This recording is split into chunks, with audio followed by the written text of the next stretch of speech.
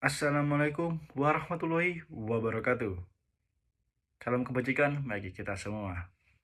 Yang terhormat Bapak Ibu dan rekan-rekan yang telah hadir pada penyuluhan pada siang hari ini. Jadi pada kesempatan kali ini saya akan membahas tentang penyuluhan untuk wilayah pesisir Muncak Kabupaten Banyuwangi, Jawa Timur. Sebelum saya bahas lebih lanjut, saya ingin tanya, apakah Bapak Ibu dan rekan-rekan tahu apa masalah utama yang dialami oleh kita atau warga pesisir Muncar Kabupaten Banyuwangi, Jawa Timur? Baik, benar. Masalah utamanya adalah sampah, Bapak Ibu sekalian. Sampah, terutama pada sampah limbah perikanan. Jadi, maka oleh karena itu, pada kesempatan kali ini saya akan membahas tentang pemanfaatan limbah perikanan di kawasan perikanan Muncar Kabupaten Banyuwangi, Jawa Timur. Dengan saya Ahmad Zidan Ataki dari Universitas Brawijaya Fakultas Perikanan dan Ilmu Kelautan dengan program studi Agrobisnis Perikanan akan menjadi pemateri pada penyuluhan pada siang hari ini. Baik, yang pertama kita akan sedikit mengenal tentang Muncar. Seperti yang kita ketahui, Muncar adalah salah satu sentra industri perikanan terbesar di Jawa Timur yang menghasilkan kurang lebih 80.000 ton per tahun, Bapak Ibu sekalian. Dengan total 12.000 nelayan bergantung pada kehidupan di sini. Dan limbah yang dihasilkan dari industri tersebut senilai 30-40% dari total pendapatan ikan atau produksi ikan. Dengan membuang limbah sebanyak itu, kita sama dengan membuang kurang lebih 2 miliar per tahun, Bapak Ibu sekalian.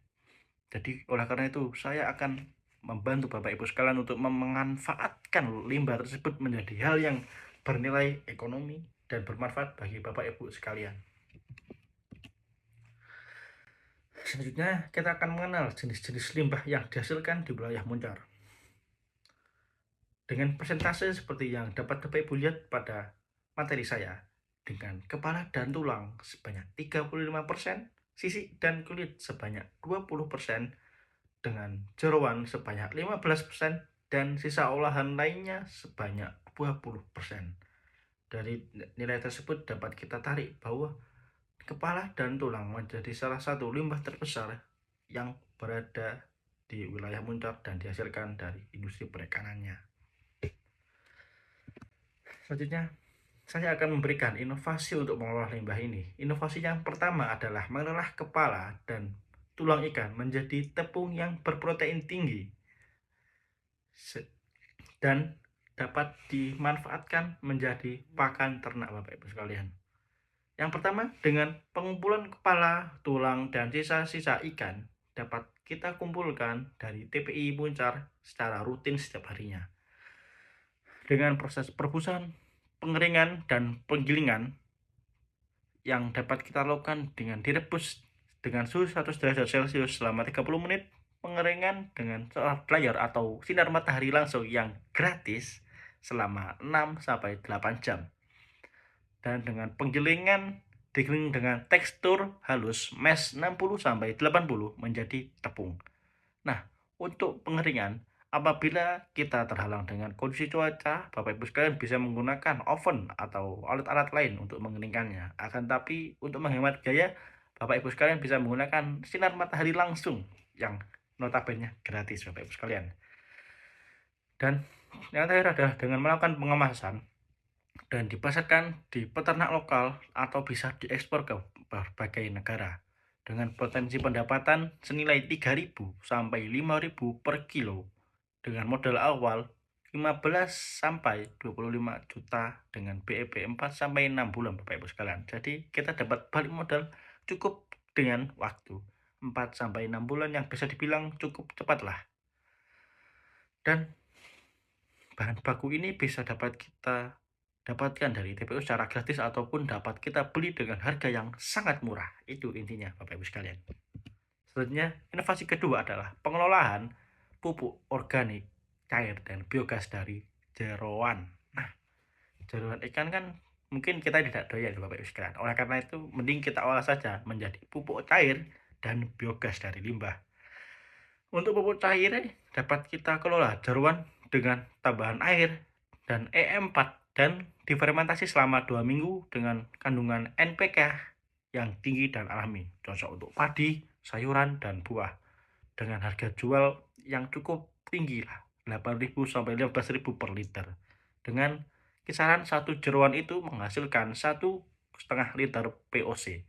Jadi modal kita yang cukup minim menghasilkan pendapatan yang cukup besar. Apabila kita membeli jeruan tersebut dari nelayan, kita bisa beli dengan harga 5.000 lah mentok-mentok.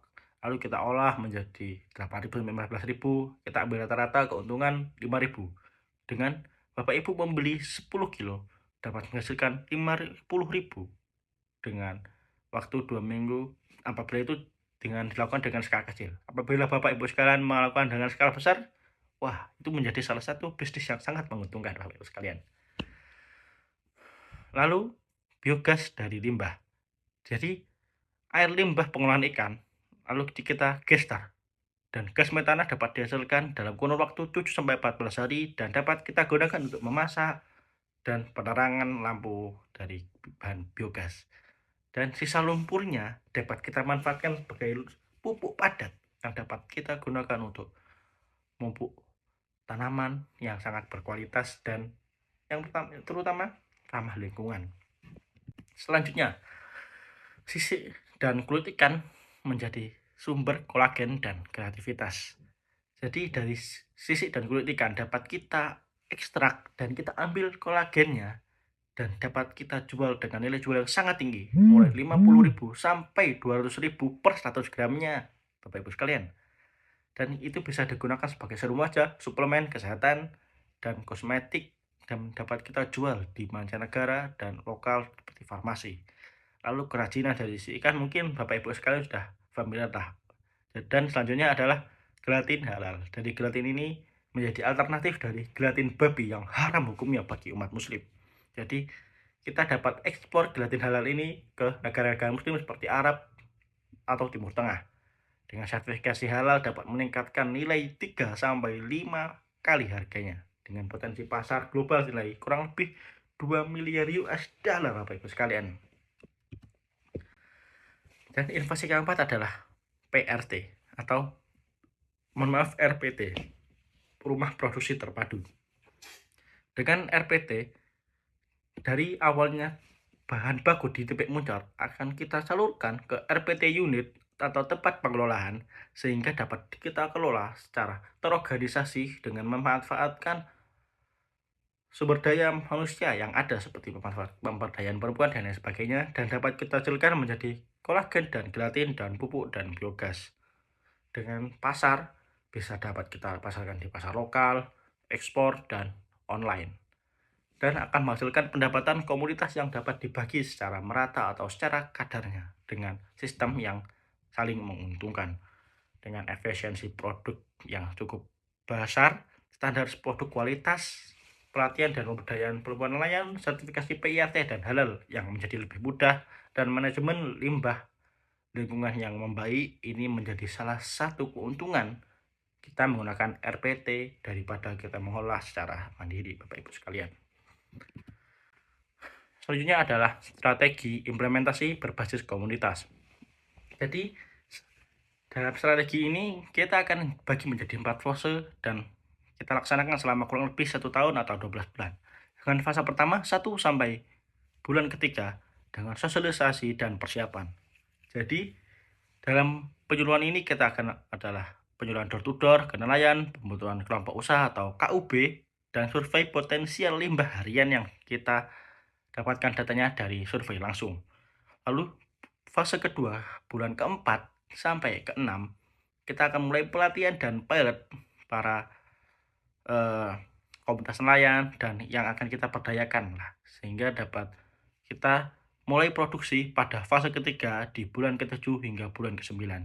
Jadi dalam fase produksi itu kita akan produksi dalam skala yang telah kita ukur, dan pada fase keempat akan ada fase evaluasi dan scaling untuk mengevaluasi berjalannya penyuluhan ini dan implementasi ini agar berjalan lebih baik untuk lain waktu atau untuk selanjutnya, sehingga dapat kita ambil kesimpulan bahwa dengan strategi ini dapat mengefektifkanlah apa yang saya sampaikan materi-materi sebelumnya, sehingga Bapak Ibu sekalian dapat mengambil manfaatnya secara sangat sangat baik.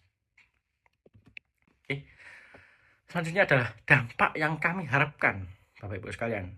Jadi, dengan estimasi pendapatan berinovasi dari tepung ikan senilai 45 dengan pupuk cair senilai 20, kolagen senilai 35, biogas senilai 10, dan kerasjan senilai 25. Dengan estimasi ini, kami harap kami dapat memberdayakan kurang lebih 500 keluarga nelayan yang terdampak positif, 60% pengurangan limbah ke laut yang dapat membahayakan sumber daya alam dan pendapatan nelayan bahkan, dan meningkatkan pendapatan 3-5 kali lipat dari pendapatan biasanya. Dan limbah tidak terpakai akan menghasilkan bumi yang lebih sehat dan lebih terjaga kualitas hidupnya. Ingat Bapak Ibu kalian, mohon diingat, limbah bukanlah sampah. Limbah adalah sumber daya yang belum dikelola. Ingat itu ya. Itu adalah salah satu cara kita mengelola limbah. Oke. Sekian yang dapat kami sampaikan. Marilah kita bersama membangun Moncar menjadi lebih sejahtera. Bergabunglah dengan kelompok usaha limbah perikanan dan jadilah bagian dari perubahan yang nyata. Dengan dapat Bapak Ibu hubungi penyuluh dan daftar KUB dan melalui pelatihan gratis yang akan kami jalankan pada pertemuan-pertemuan selanjutnya. Cukup sekian yang dapat saya sampaikan. Akhir kata, mohon maaf apabila ada salah kata dan salah ucapan. Wassalamualaikum warahmatullahi wabarakatuh. Dadah Bapak Ibu.